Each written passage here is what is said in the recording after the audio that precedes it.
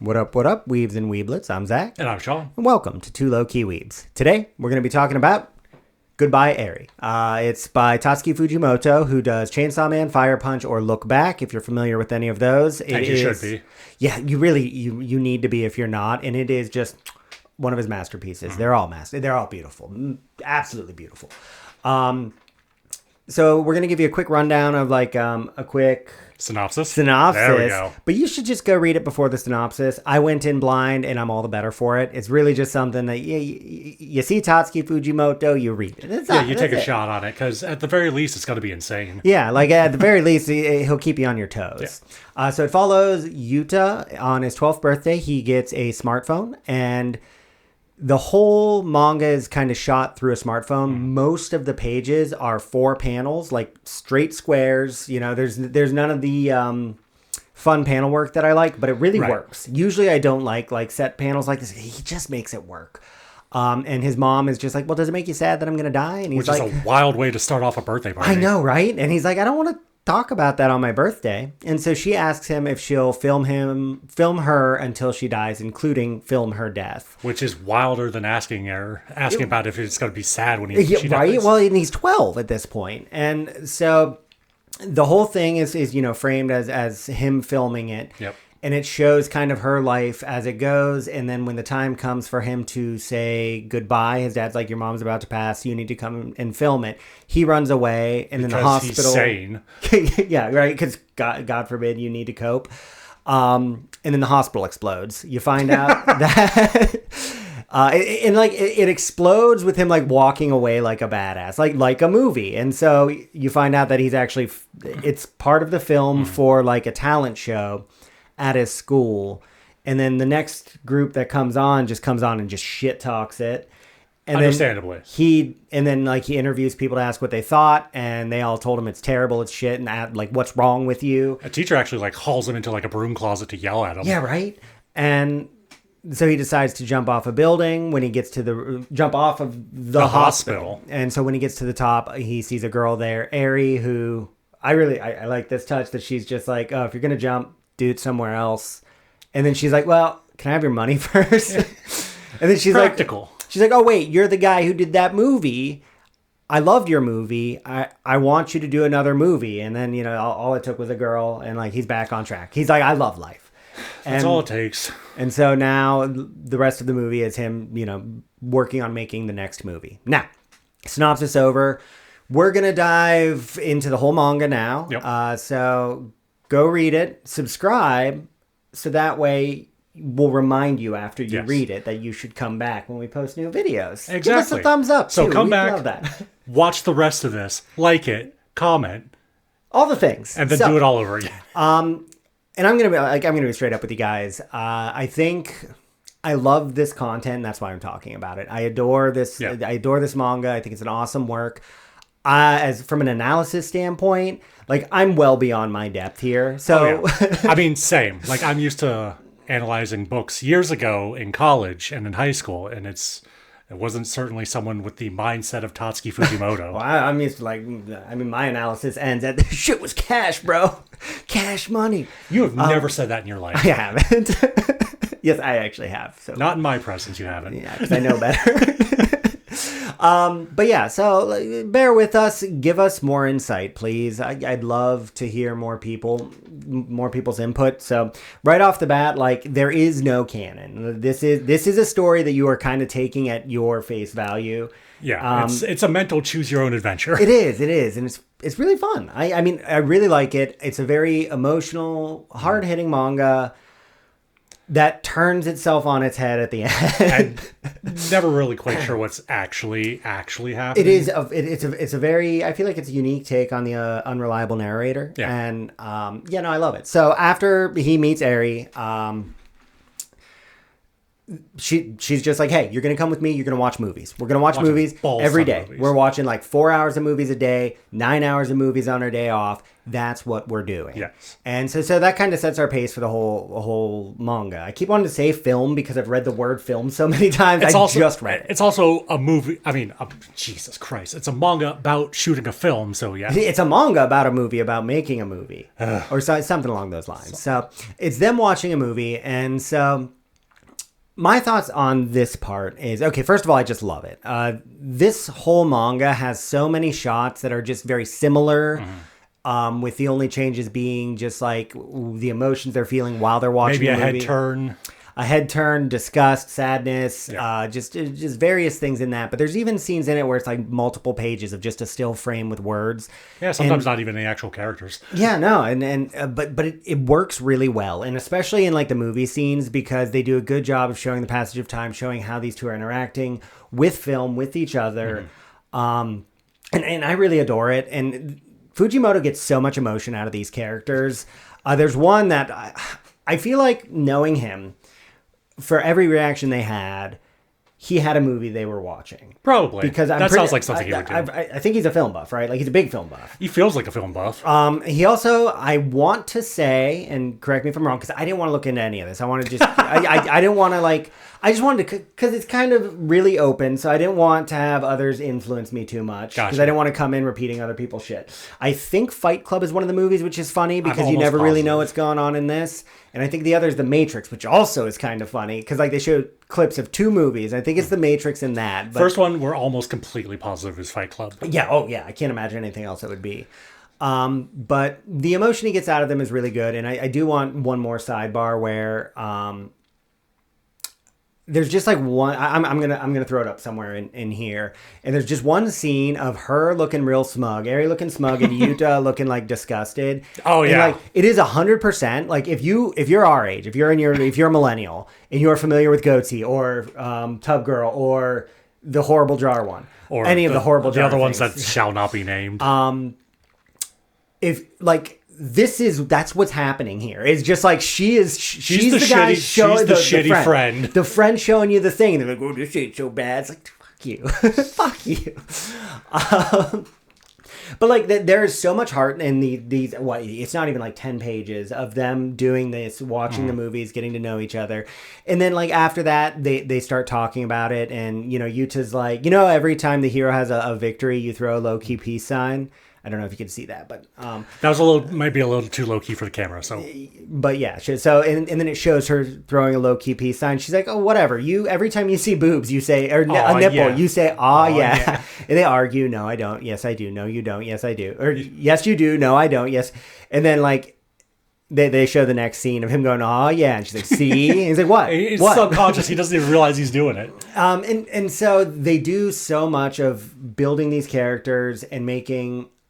I guess such an intimate bond with them, literally from this point of view. It's just two people, and then you would be like the point of view is the screen. And the only thing I'm curious about is because like technically this whole movie is shot Whole manga.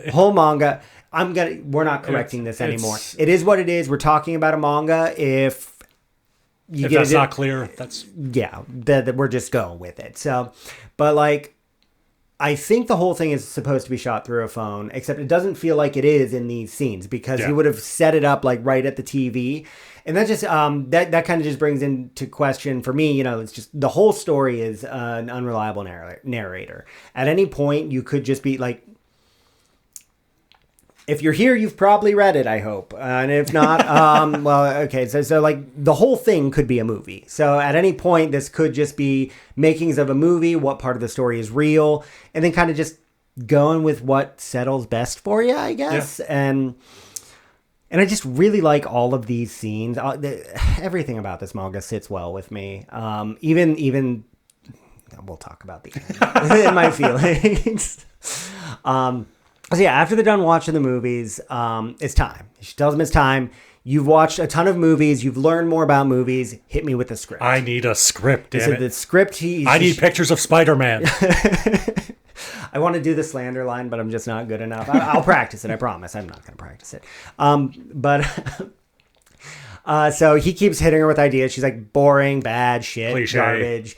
And then he's like, okay, so the story up till now, and then you ask me to film you because you're a vampire, because you like the fantasy, because they do talk about how like he adds fantasy to everything. Everything. Like with the explosion. That was something she really liked about his movie, is that like, you know, it was really heartbreaking, and she felt for the mom, or she felt for him because he's the main character, and Right. the hospital blowing up, she was like, fuck yeah. It's like, hell yeah, explosion. Explosions are cool. And so he's like, okay, well then a vampire. So there's our mysticism or fantasy. But you're a vampire who's dying. So I'm going to film you till you're dying, because, and like, he's kind of coming up with it as he goes, because he says, that's all I've got. And she's like, give me more. And as he's going, he's like, oh, well, I want to film your death because I couldn't film my mom's death, and that will work for the film. And I just like that he's convincing himself of coping. Yeah. Like, like he is using a script to realize what he needs to cope.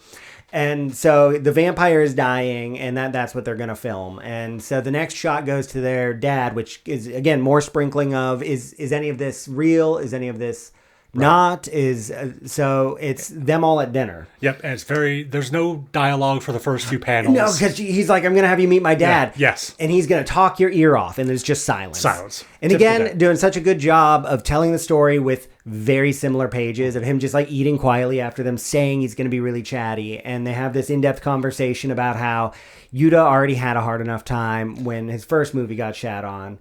And just leave it alone. He's had a hard enough life. Leave it alone. Leave it alone. Leave my son alone. Don't talk to my son ever. And like he ends it with, Yeah, you see him glancing at the camera. What is and readily then he's like, apparent. how was that take? And then Aries just like, yeah, that was great. That was great. He's like, oh, I hope I delivered the lines well enough. I used to do this in college a little bit and then quit when I wasn't good enough. And so now we're just like, okay, so they are filming a movie. Yes. And then he gives some insight. Gosh, I literally just read this. What is the line where she's like, well, what do you actually think about this? And, you know, about you to doing this, and that it's going to be challenging. And he says that, you know, movies are made to make people cry or laugh or feel something. And I think that a big part of that is letting the creator do that as well. You know, it's just like that. He's like, oh, that was actually really good. You should use that. You should use that. Should we reshoot it? And I just feel like that's such a dad line. Yeah. The dad in this is deeply flawed, but I do really like him. I don't think he's a bad person. He just makes bad choices. Yeah, he's deeply flawed. And I mean, especially in situations like this, he is wrong and he is apologetic and he realizes he's wrong. And I think that's why I like him. He doesn't stand on business. He's just like, yeah, no, I fucked up. But so after like that scene, it cuts to them shooting. I think this is our one scene that is just like, you are 100% sure they're shooting a vampire scene. Yes. No, we're not. Because he just says she could just be it. No, because he doesn't know she's a vampire yet. Correct. Okay. So he's like, well, what's it like to be in the vampire? Can you be in the sun for a little bit? Does garlic hurt you? Do crosses hurt you? I don't like garlic. I don't like onions either. And then she faints in the water because they're at the beach. Yes. They wake up in a hospital. And like, I don't know. So like, Use your words. Fujimoto does a really good job of walking the tonal line. And I feel like most anime can't get away with that. And I feel like he does, and that might just be bias. But like when we talk about like tonally, like Fire Force. Like I feel like I'm going to do a video at some point. Like I watch Fire Force, so you don't have to.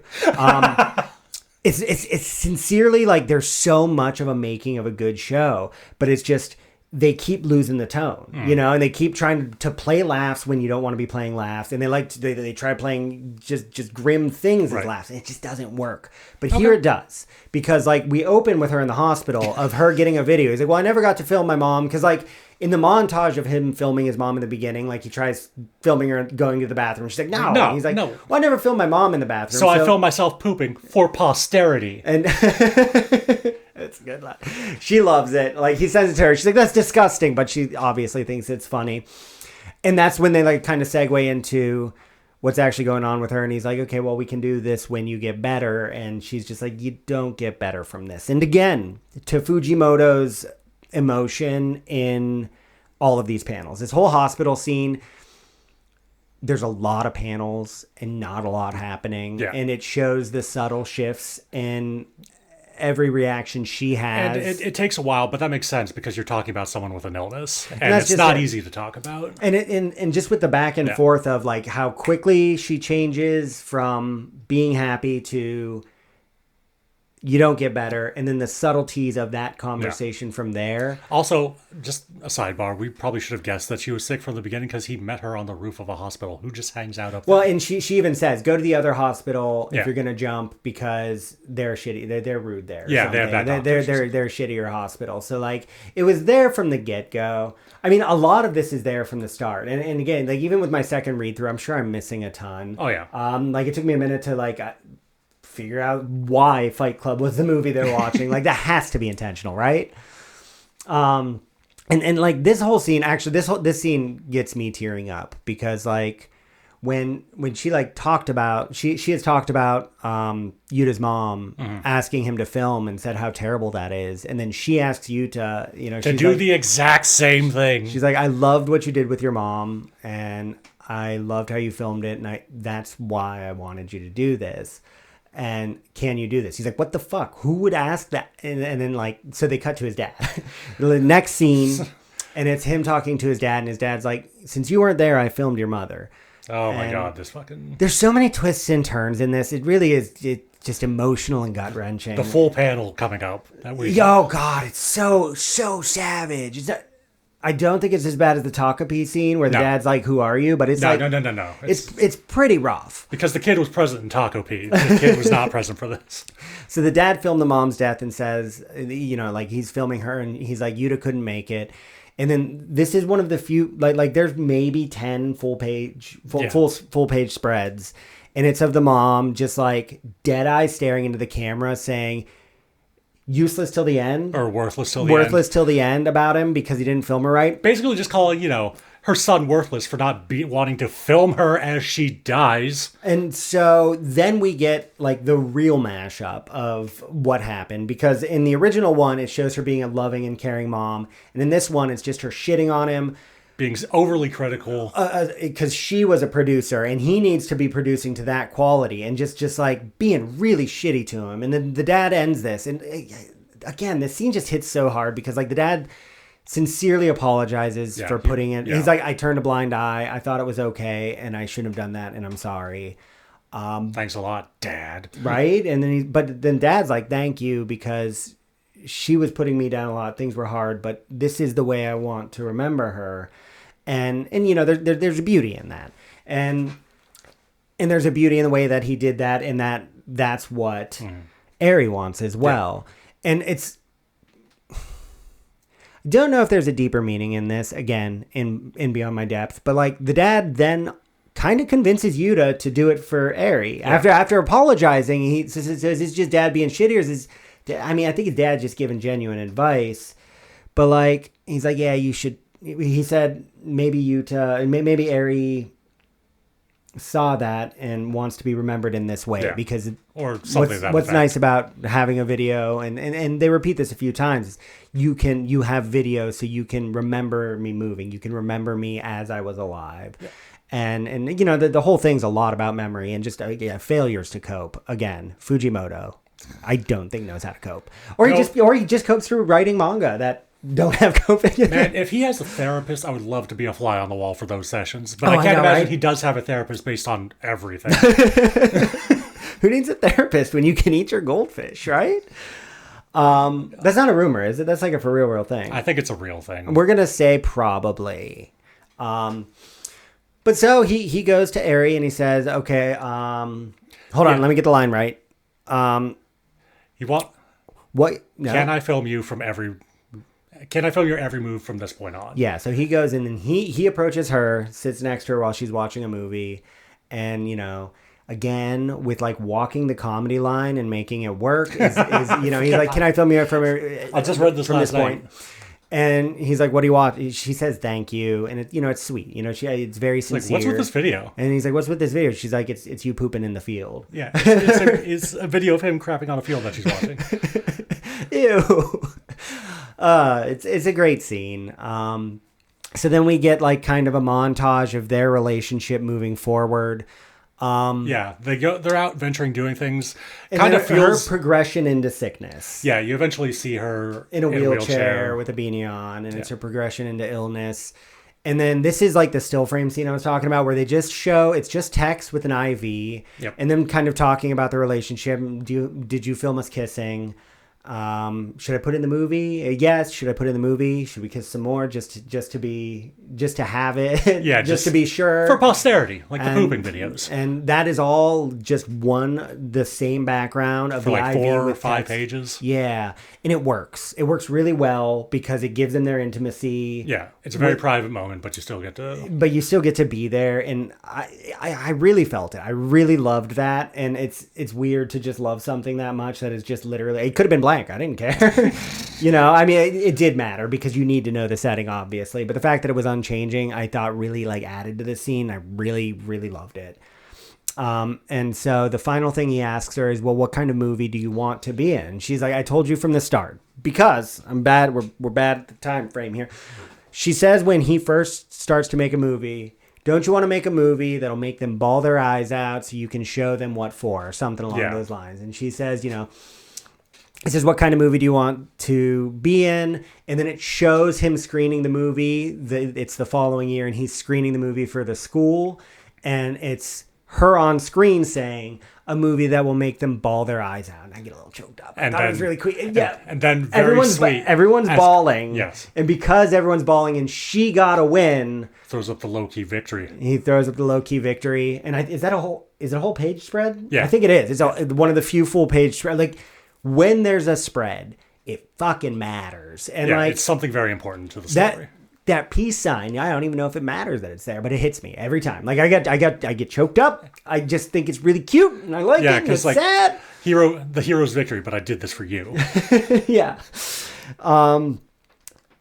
And then so he does interviews again. Well, it just shows the one interview. It's just their friend that you don't know that they have. And the friend is like, well, she wore glasses, and he's like, well, she asked me to take them off. What about her retainer? Same thing. And she's like, you just mindlessly obeyed your girlfriend? We're in a couple. Just a couple in the movie. Just a couple in the movie. And he's like, I asked her out, but she rejected me. And then, which also works though. Like her rejecting him works because like, why would you date someone when you're dying? Like, but like also like why? I mean, there's a whole movie called. Tell that to the movie A Walk to Remember. Well, I was gonna say, but they do the opposite, and I Want to Eat Your Pancreas, where they don't date because she's dying. But like, nonetheless, it works both ways. Yeah. I wouldn't slight someone for not wanting to pursue love just because they're dying. That's shitty. Yeah. I mean, it's a no-win because somebody's dying, but like nonetheless. So the friend is just grilling him, and then she's like, she was kind of bitchy. She was naggy. She was this, she was that, and kind of just like knocking her down a peg. And she's like, but you you gave me a version. I really like remembering this version. Yeah. And it's again, it's sweet. It's looking at things through rose-colored glasses. I don't even know. A rose-colored smartphone screen. A rose-colored smartphone screen. I'm sorry. And it's just, I guess I like this because it kind of goes with, I feel like, I'm not going to say it's a common thing. It goes with the commonality of, what kind of asshole would air their grievances or talk about airing their grievances at a funeral? Because that's not what that's there for. Even with some famous people dying recently, like shitting on them doesn't benefit you, doesn't benefit anyone. And let the living remember how they want to remember, because them remembering them as being shitty isn't changing anything. So like, if you're gonna shit on someone that's dead, do it in the privacy of your own home, unless you can find a way to make money on it, I guess. That's only a little valid. Next episode. But no, I don't know. I think it's the themes of remembrance are just real heavy in it, and I get a little choked up every time like they're talking about any of that, and I just think it hits right. And Fujimoto, for his failures to cope, is pretty good at making me do it. They say that those who can't do cheat. Yeah. So and then it's like, oh hey, that's the end, but it's not. It's not really. So I lived my life. I got a family, and then but I couldn't quite get the movie right. I never was happy with the edit. Kept recutting it over and over. Recutting it over and over. It's not that I didn't love my family. I still spent time with my family. And if they were still alive today, I think I would have lived a happy life. But there was a car accident. My dad died. My wife and my kids. Kid died. So I'm going to go end it. I'm going to go end it somewhere that's meaningful to me. So he goes back to where the abandoned building where they used to watch Which still movies. Had the couch and the projector and all that stuff. So. And it also still had Eri. So which he shows up and he's older now. Like he's an adult. And so he walks in and she's there. He's like, I guess I'm dreaming. You know, he's got noose in hand and everything. And she's like, no, you're not. I actually was a vampire. No. She was like, your movie's missing some fantasy. Yeah. He's like, there was fantasy. It was a vampire. She's like, that's not fantasy. I am a vampire. What happens is even a vampire brain can only hold so much storage. So every 200 years or so, my brain dies. But as long as my heart's still going, I'm there. So I reset. She resets, revives, because she's basically vampire Jesus. Yeah, you're right. And he's just like, well, she says that I always left myself a letter so I would know what happened before, but this time I left a movie too. And it's just like she's like for the scene that follows, I just feel like the depth that comes with this for a man who's lost so everything. Much.